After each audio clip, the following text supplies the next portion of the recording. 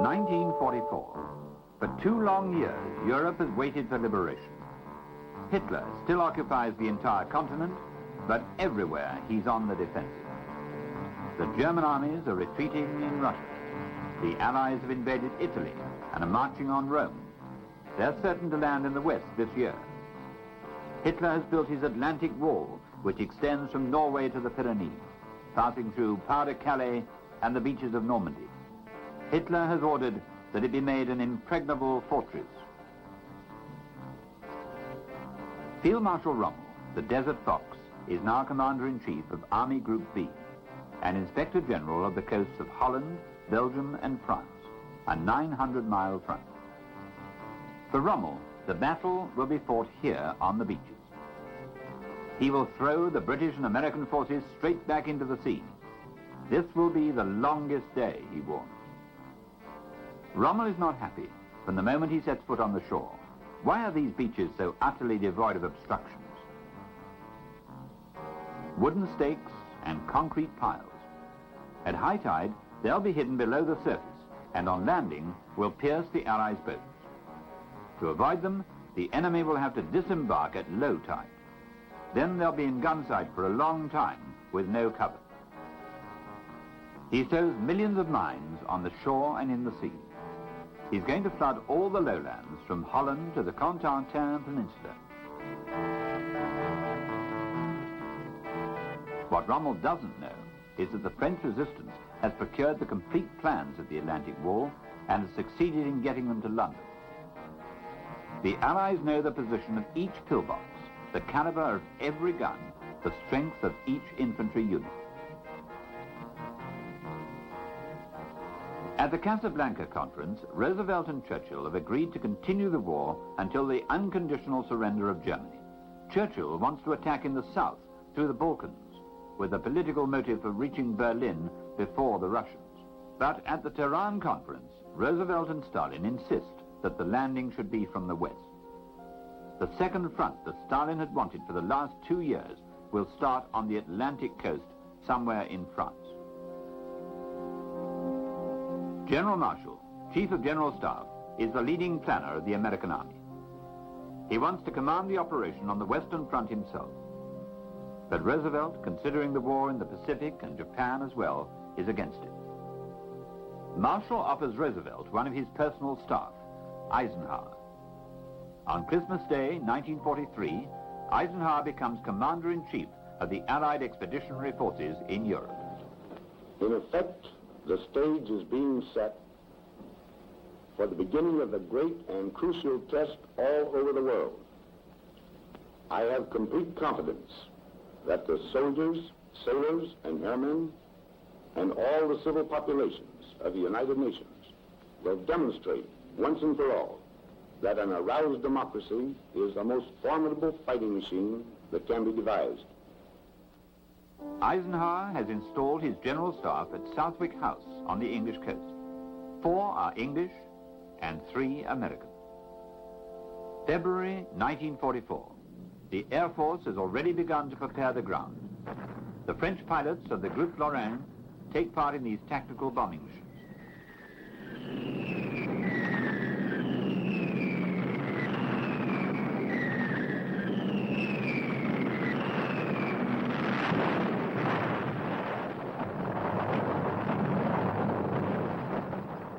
In 4 months, 6,000 planes make 22,000 sorties and drop 76,000 tons of bombs on occupied France. Between the Seine and the Loire, all crossroads, railway stations and bridges are being systematically destroyed. This will prove fatal to the movement of German armor in the battles to come.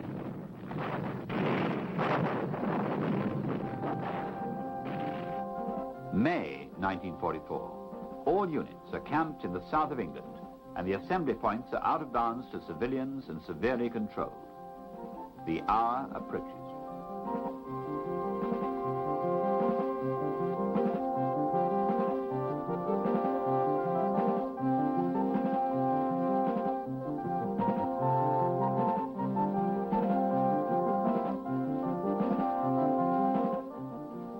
Rations are distributed and occupation money in francs. so the landing is going to be somewhere in France. But where? The soldiers will now depend on their training and their weapons to see them through. Both will have to be as sharp as possible to defeat the experienced German soldiers waiting on the other side of the water. There's plenty of time to write long letters to parents in Sussex or Oklahoma, the last perhaps. Censorship. For several days, even ambassadors are unable to communicate with their governments. England is cut off from the world.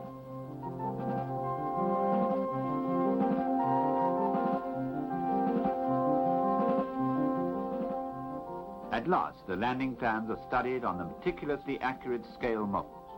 Every single tree is there, but the place names are fictitious. Is it Brittany, Normandy, or Pas-de-Calais? General George Patton, christened Old Blood and Guts by the GIs in Italy, has positioned his troops just outside Dover, opposite Pas-de-Calais. But this turns out to be just another maneuver to deceive the enemy. It completely misleads the Germans. It is exactly here, in the Pas-de-Calais, that they are waiting for the Allied attack. This is the most fortified spot on the Atlantic coast. Rommel, nervous and tired, decides to leave for Germany. It's his wife's birthday. He's also arranged a meeting with Hitler to ask for more reinforcements. The weather report is bad, so he sets off the following morning at dawn, after reassuring his troops. Im Hinblick auf unsere starken Anlagen, im Hinblick auf den verzüglichen Geist unserer Truppe, auf die neue Bewaffnung und die Kampfmittel, die uns in die Hand gegeben sind, können wir den kommenden Ereignissen mit größter Ruhe entgegensehen und brauchen uns keine Sekunde den Kopf zu brechen, ob es gut oder schlecht geht. Es geht bestimmt gut und ich glaube nicht, dass der Engel ein zweites Mal wiederkommt, wenn er hier den Versuch macht.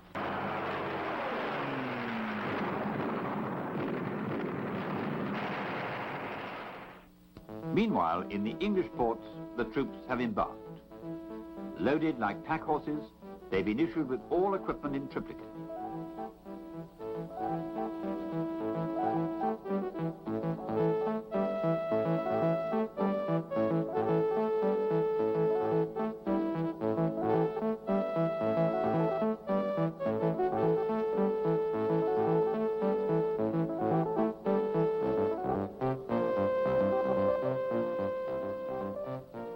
The soldiers crowd together in the holds of the ships and wait. But 1 day, 2 days, 3 days. Why? The sun is still shining brightly. The most difficult thing to bear is inaction. Fighting men who fret gradually lose the fine edge of morale that has taken so long to prepare. Card games are no substitute for the release of tension. Everything depends on the weather, in fact, and also on the tide and the moonlight. In spite of appearances, the weather forecast is bad. They want to land on June the 5th, but have to turn back. The storm is too fierce in the channel. The 6th of June is still all right. The 7th is also possible, but the 8th will be too late. Eisenhower sees the effect this waiting is having on the army's morale. But what can he do? He hasn't arranged this blasted weather. On Sunday at 9 o'clock in the evening, the Chief Meteorological Officer, Group Captain J.M. Stagg, forecasts a clearing for Tuesday the 6th. Everyone turns to Ike. I thought it was just the best of a bad bargain, so I possibly sat silently just reviewing these things, maybe, well, I'd say 35 or 45 seconds. Now it's been reported by some of the people present. For example, my own chief staff says that's 5 minutes. Well, I know that one, but 5 minutes under such conditions sounds like a year. Actually, I'd think after 30, 45 seconds, something like that, I just got up and said, okay, we'll go, and this room was emptied in 2 seconds. Along 20 miles of front, the most formidable armada of all time sails towards France, making the journey in reverse of William the Conqueror 9 centuries earlier. 5,000 ships, protected by 700 naval vessels, watched over by 13,000 planes, and carrying 140,000 troops.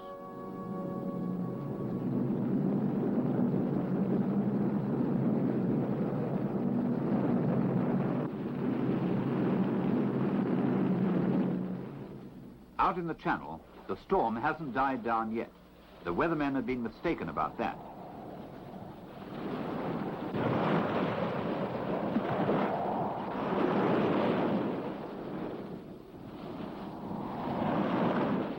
At last, battle orders can be opened. No, it's not Pas-de-Calais, it's Normandy. Meanwhile, on the English airfields, 20,000 paratroopers prepare for the big jump. 2 American divisions, the 101st under General Maxwell Taylor, and the 82nd under General Ridgway and General Gavin, and 1 British division under General Gale. Eisenhower has a heavy responsibility. It's been predicted that he could lose 80% of these men. They've never seen action and believe for a few hours only that they're going to play cowboys and Indians, that the whole thing is a big game. The pilots had stage fright even worse than the paratroopers. Between them, they have only a few dozen flying hours. They've been told, all you have to do is follow the plane in front of you. Don't worry about anything else. On the Cotentin Peninsula, the wind has blown them off their route. The pilots look for their drop zone and the flares. Go, go, go, shout the sergeants. And everyone jumps a little wildly, scattered over 24 miles.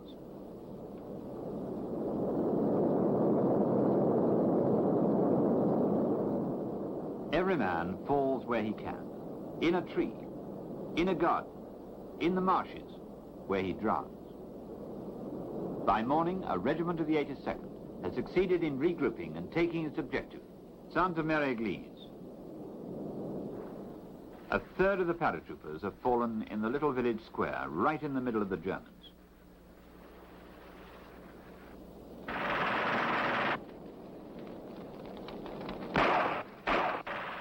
The objective is the region between the Vire Valley and the valley of the Orne.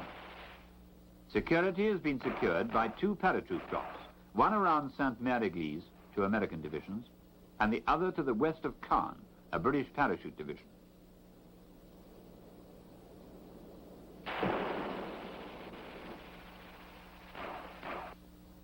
Since dawn, the planes and battleships have been pounding the beaches.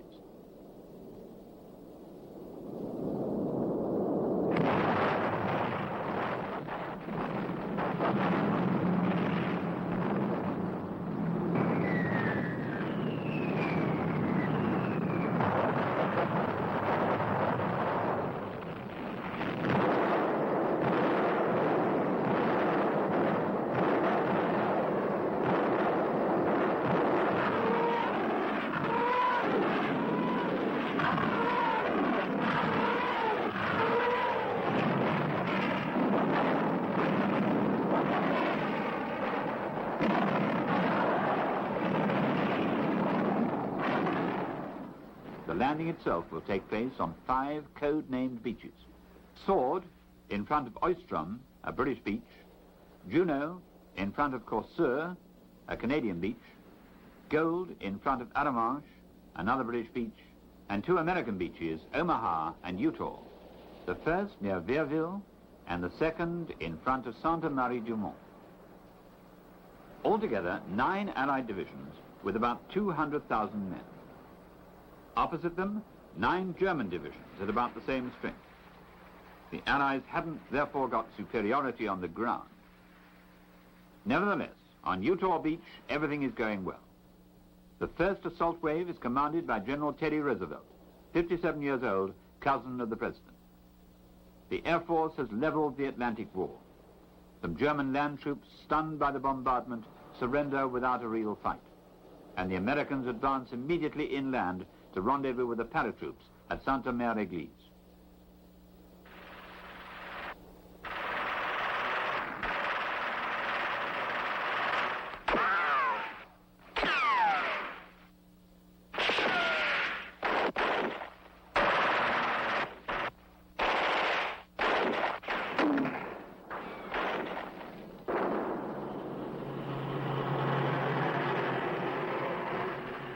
The fascinated Normans can hardly believe their eyes, while the children stare open-mouthed at these soldiers from the skies.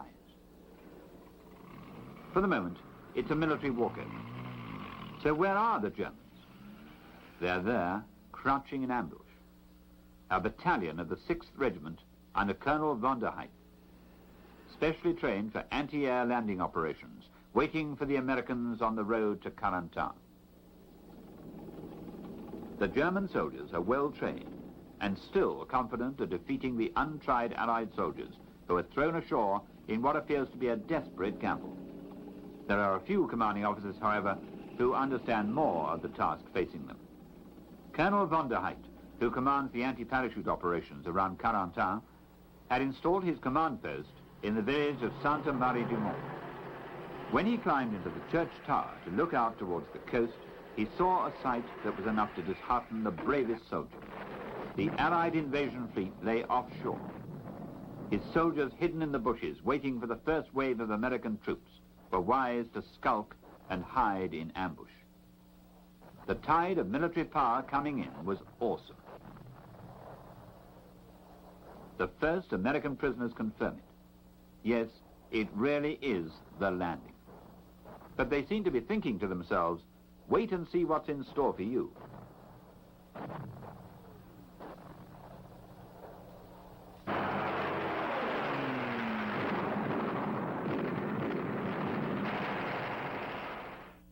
On the Omaha beach, all hell is let loose.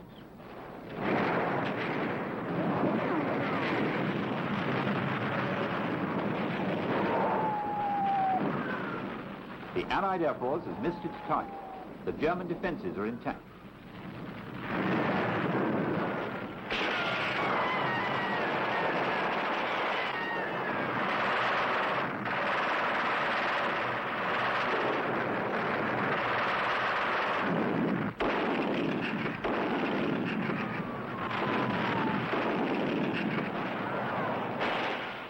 The first assault wave is stuck in the mud, but the others are already following.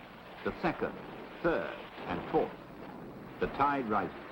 Thousands of men are crowded together between the sea and the cliff. The amphibian tanks have been put into the sea too soon. They're foundering, one after the other.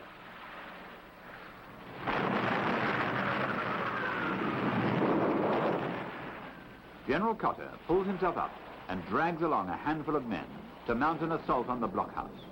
The Omaha landing succeeds, but at a terrible price. 2,000 dead, wounded, or missing.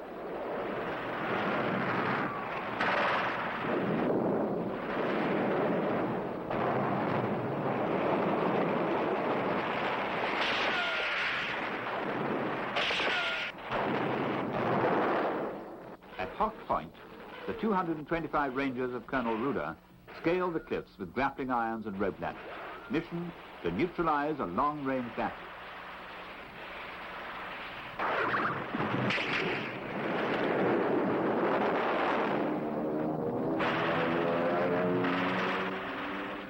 When they take possession of it, Colonel Ruder has lost half his men, and he sees that the guns aren't there.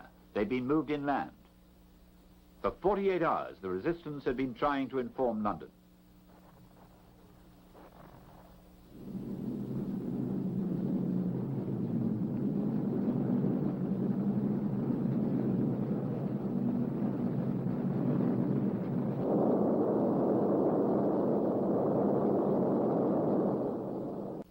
The mission of the British paratroops is to secure the bridge of Benouville on the Orne.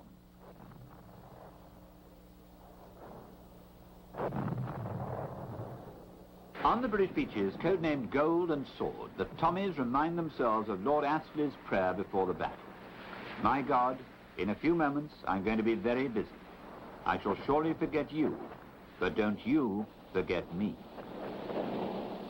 The 1st Commando Brigade lands in front of Oostrum.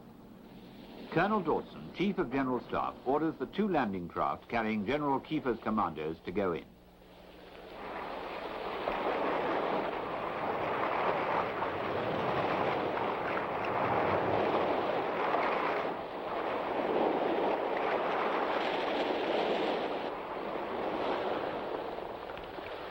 At the price of heavy losses, Kiefer's commandos take the blockhouse the Germans had built in the square of the Casino de Rivabella. Now they can carry on towards the bridge at Benouville, where the paratroops are waiting. At the head of the commandos is the youngest general in the British Army, already a veteran of Narvik and Dieppe. 30 years old, a Scottish peer, General Lord Lovat. With Lord Lovat was Bill Millin, his personal pilot. 30 years later, Bill Millin returns to the bridge of Benneville to play blue bonnets over the border, as he had in 1944, when he marched alone over the bridge to pipe his defiance.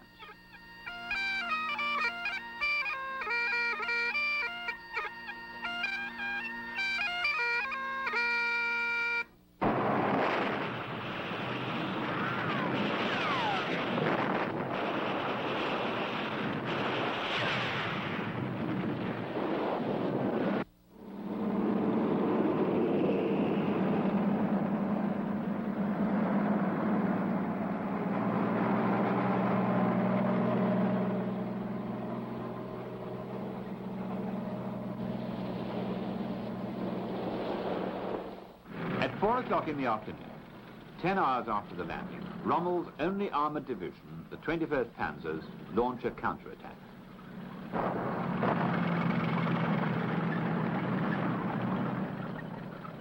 The Germans discover in their turn the attractions of the Allied equipment, the Jeep, which they enthusiastically adopt. At the end of the day, the 21st Panzers reach the beach at Luce-sur-Mer, the only Germans ever to do so. Rommel was right. It was here that the battle should have been fought. It was too late now. The Germans fall back to their previous position. Rommel returns from Germany the same evening, June the 6th. He inspects the front and interrogates General Meindel's paratroops himself. Then he goes to Saint-Germain to see old Marshal von Rundstedt, Commander-in-Chief in the West. Rommel is furious. He wants armoured troops, armour at any price. He must shorten the front and counterattack quickly. But Hitler obstinately keeps the Panzer SS in reserve. The Führer will listen to nothing. He has no confidence in anyone. What if this landing is a trick, he said. To all appearances, he lives in a dream of secret weapons, the V1, the flying bombs with which he has decided to destroy London. In 15 days, 2,000 V1s are launched on England, causing considerable havoc.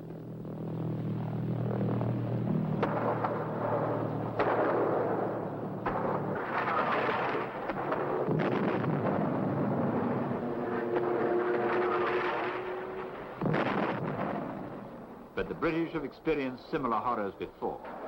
It takes more than the buzz bombs to change the course of the war.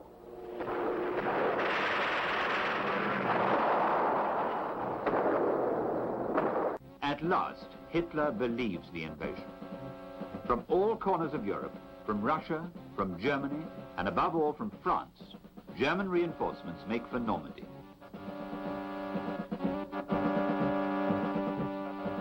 Il fait chaud à Suez, il fait chaud à Suez, repeats the BBC. That's the signal. The French resistance joins in the battle.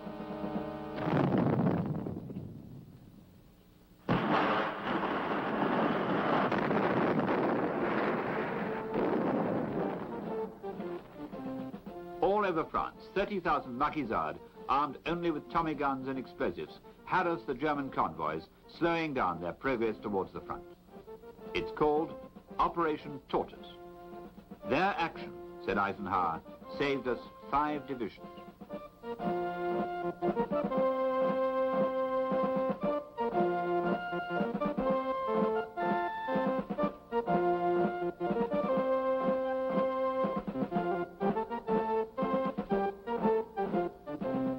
Revenge is swift and savage, and the Germans find Frenchmen, Donan's militia, to help them kill and torture other Frenchmen.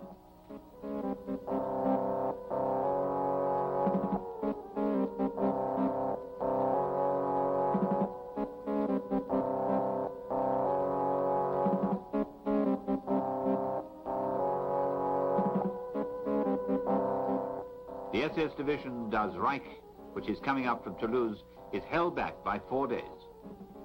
Exasperated, the SS leave terror in their wake.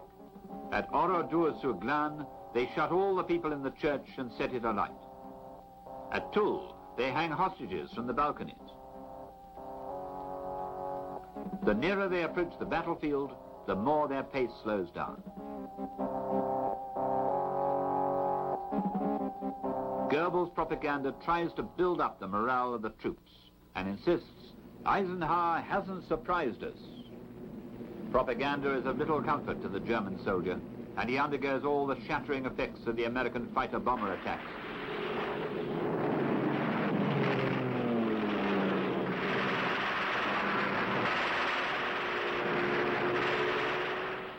The German fighters are nowhere to be seen, and the Allied planes can carry out their strikes unopposed. The Luftwaffe has been pushed right back into Germany by the Allied fighter sweeps, and the shortage of fuel and pilots has eliminated the once feared German air power.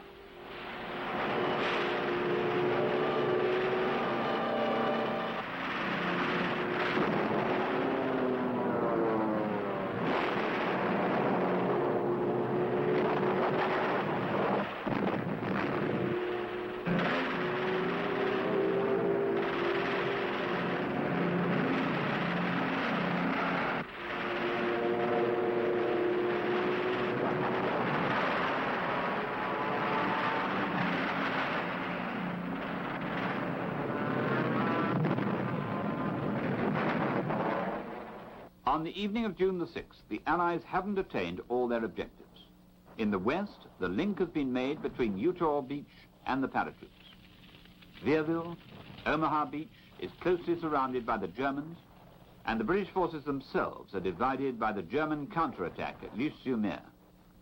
Above all, Caen, the principal objective of D-Day, is still in German hands. The Americans go up the Cotentin Peninsula, following a road marked by ruined villages. For the Normans, liberation has two faces, war and friendship. In advance of their other countrymen, they learn several American words, GI, Jeep, OK. After the hard battles for Boulogne and Mondebourg, the Americans approach Cherbourg. The Germans have entrenched themselves there. Hitler has cabled, even if the worst comes to the worst, Cherbourg must be defended to the last man. All Germany is watching you.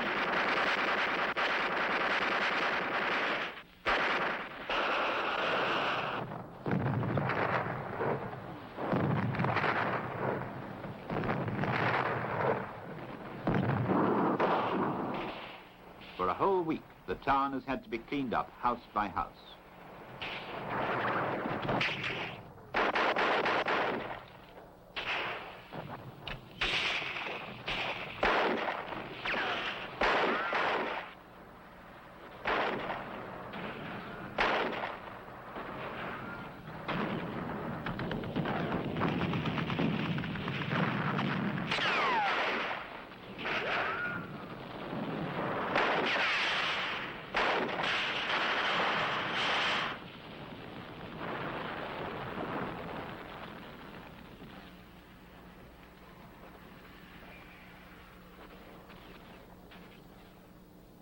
The town has fallen, but General von Schlieben and Admiral Reinecke have locked themselves in the fortress with the rest of the garrison.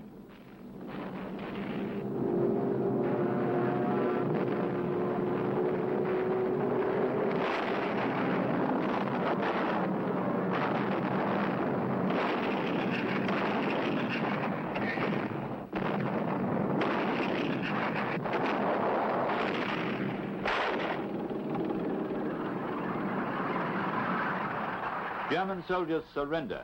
This is your last chance. The loudspeakers of the psychological warfare unit join the bombardment. Before surrendering, the Germans blow up all the port installations. By June the 30th, it's over. With 800 survivors, General von Schlieben surrenders to General Collins. Hitler has a fit of hysterics and publicly calls Schlieben a coward.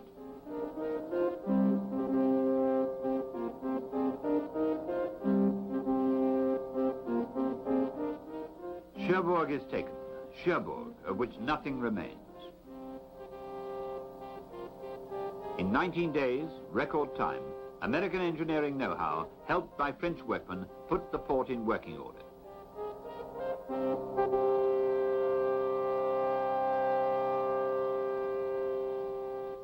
In 2 weeks, the Allies have already built 2 artificial ports, the Mulberry Harbours. Now the point of those enormous structures, made in secret in England, which followed the landing fleet across the Channel, becomes obvious. Dozens of boats have been brought over to form breakwaters. Old merchant ships are filled with cement and sunk. They are 200 feet long and weigh 6,000 tons.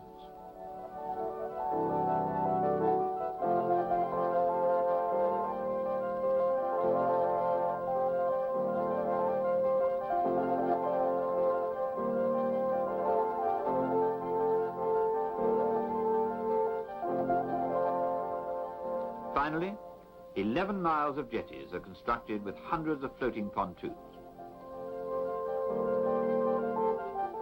The English dock has been constructed at Arromanches and christened Winston in honor of Churchill, who had the idea of trying this giant Meccano set. The second, the American port, has been installed in front of Saint Laurent. On June the 19th, a storm blew up, the most violent that had ever been experienced for that time of year.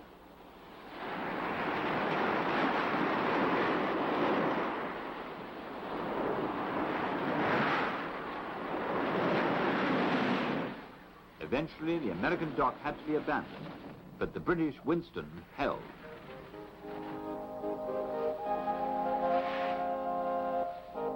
In 2 months, 2 million men and 500,000 vehicles had disembarked at Arromanches. The extent of the Allies' preparations continues to stagger the Germans.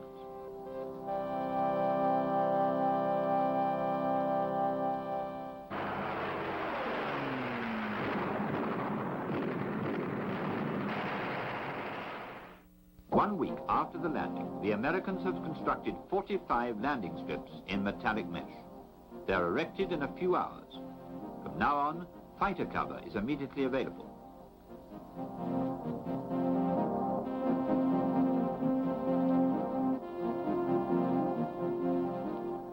Lost on a deserted beach in the south of England, this strange ice cream parlour is really a secret pumping station. To keep the expeditionary force supplied with fuel, Churchill has the idea for a pipeline, codenamed Pluto, whose enormous reels unroll and lie along the bottom of the Channel.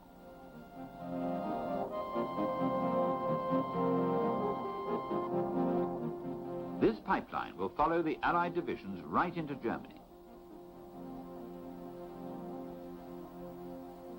For 4 years, Churchill has waited for this moment. For 4 years, he'd said to Parliament, "You ask me what is my goal?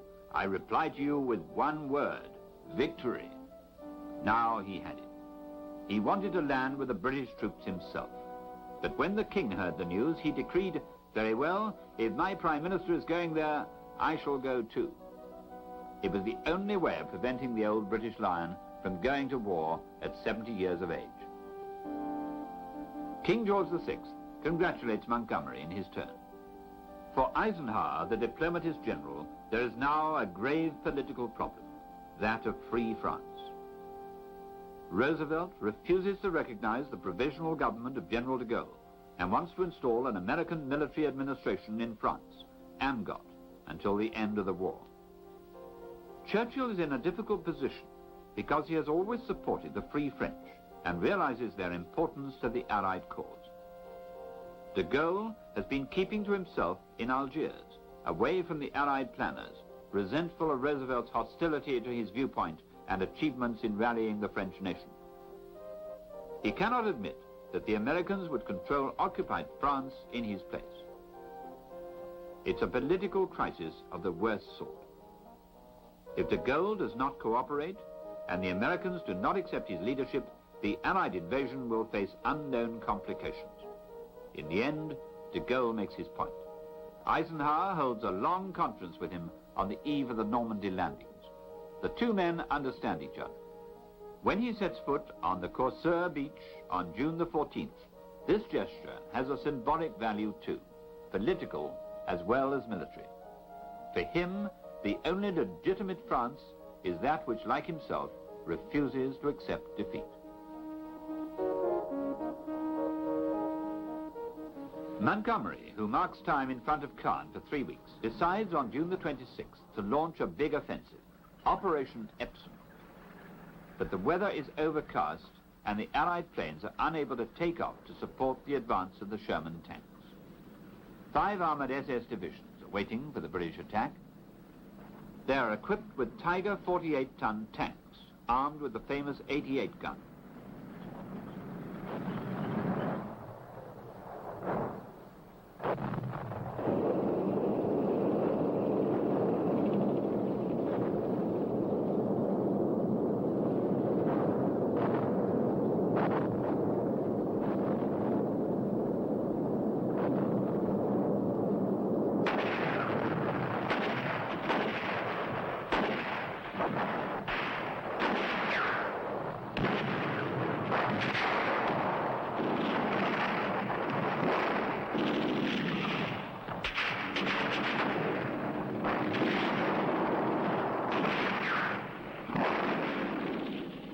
Tigers savage the Allied tanks. One single crew destroys 16 Shermans in 1 hour. Operation Epsom is halted in its tracks.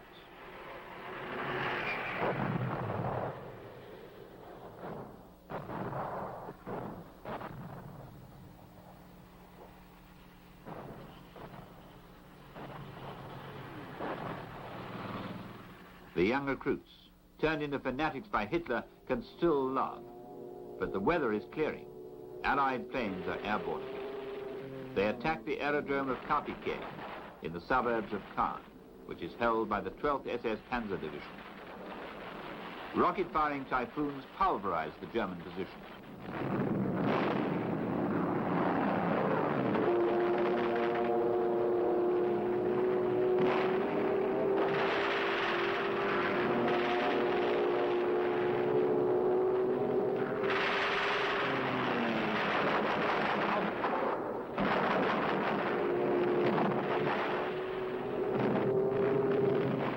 Montgomery wants to make an end and decides to wipe out the German defenses.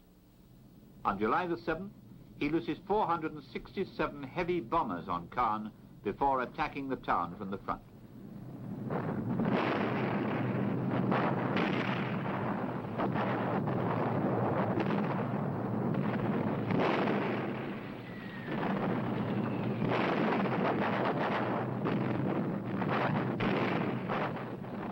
On July the 8th, a month after the landing, Canadian tanks rumble into the town.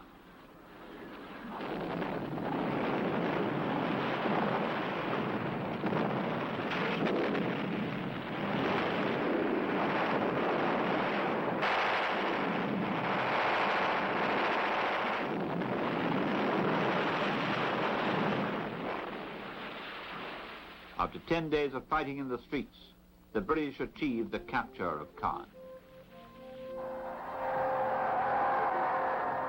Montgomery, criticized from London for the slowness of his advance, wants to push on at once on the road to Paris. He inaugurates Operation Goodwood of July the 18th with a formidable bombardment of the steelworks of Colombelle to the north of the Orne, where the Germans are entrenched.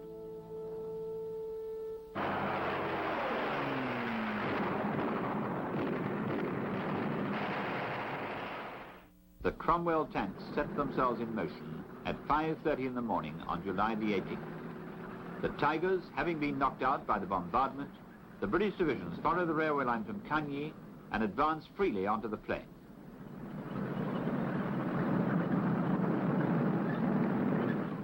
Unexpectedly, they're shattered by the anti-aircraft batteries of the German 88mm cannons. The Germans use new anti-tank weapons like the guided Goliaths, and the rocket launchers imitations of Stalin's weapons.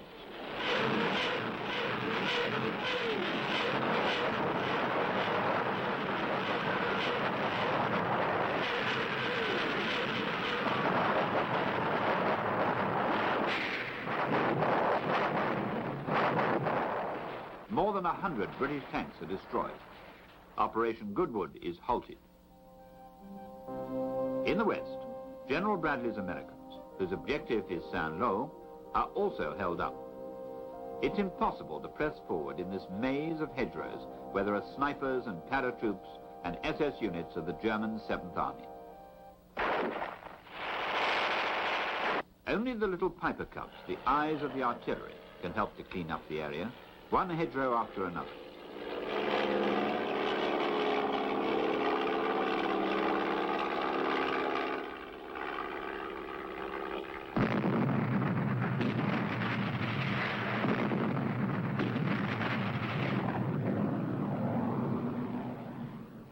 Even the tanks are caught up in the tangle. 12 divisions take 17 days to advance 6 miles. An American handyman, Sergeant Cullen, then invents a new monster, the rhinoceros. Using Rommel's iron stakes from the beach defences, he prepares spurs which are welded to the front of the tanks. Thanks to him, the armoured troops break free of the thickets and go forward again. On July the 18th, the Americans at last seize Saint-Lô. The first jeep to enter the town carries a coffin on its foot, draped with the stars and stripes. It's the body of Major Howe. He had sworn to be the first to enter Saint-Lô. His men have respected his wish.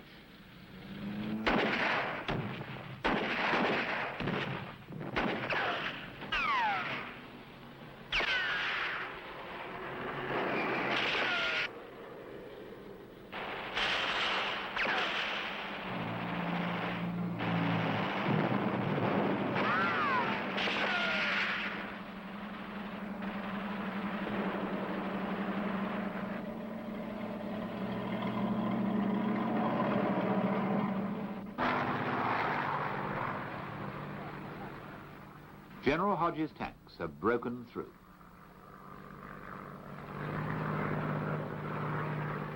Patton's army sweeps across the breach, and the advance of the armies through the liberated towns begins to take on an air of triumph.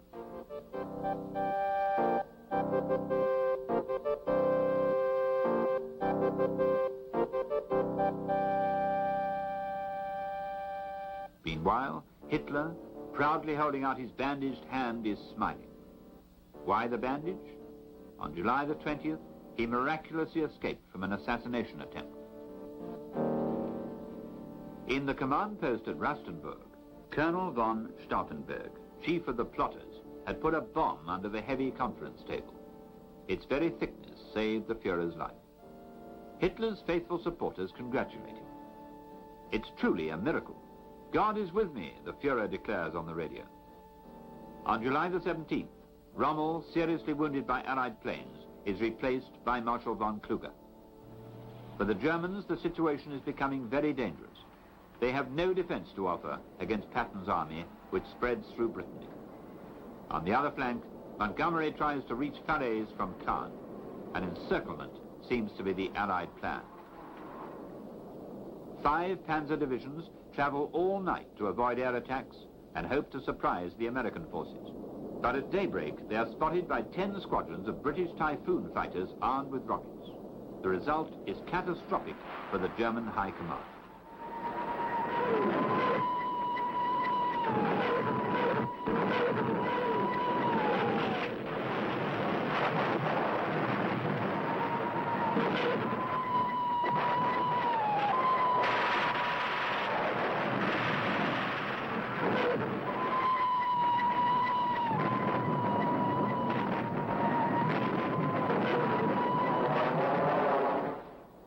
...163 German tanks are destroyed. The Panzer SS are crippled. For the first time in military history, a powerful ground offensive has been stopped by planes alone. On the Normandy beaches, Allied reinforcements continue to flow in. General Bradley has the idea of encircling the remains of the 3 German armies, which are retreating towards the Seine. The British close the pincers in the north. On August the 14th, covered by 1,000 bombers and 720 guns, 900 tanks launch an armoured attack in the direction of Falaise.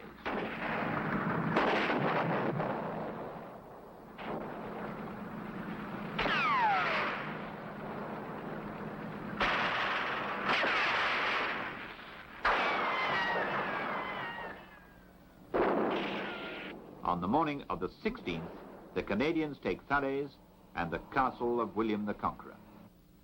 Montgomery telephones Bradley, "We will meet at Chambois." And on August the 19th, the Allies make their rendezvous in this little village on the Dives.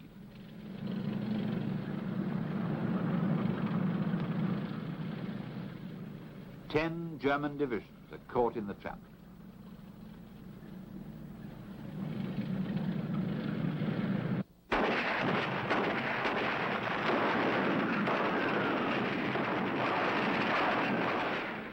On Mount Ormel, General Mazek's Poles guard the entry to the Falaise pocket. Montgomery has told them, "You are the cork in the bottle. Hold it well." The Poles stood firm and sealed the fate of the trapped German forces. It was a second Stalingrad.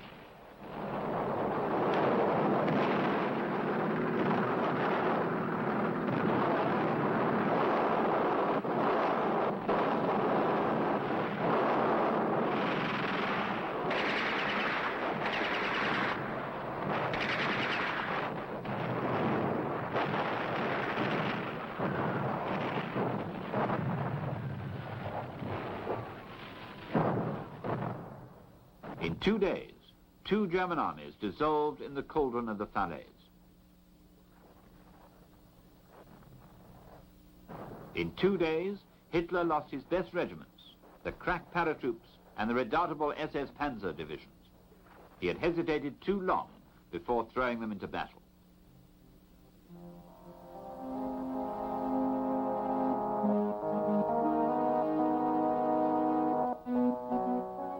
"200,000 dead, wounded, or taken prisoner." The Battle of Normandy had lasted 2 months and 15 days. It was the end of the road for the Germans in the West.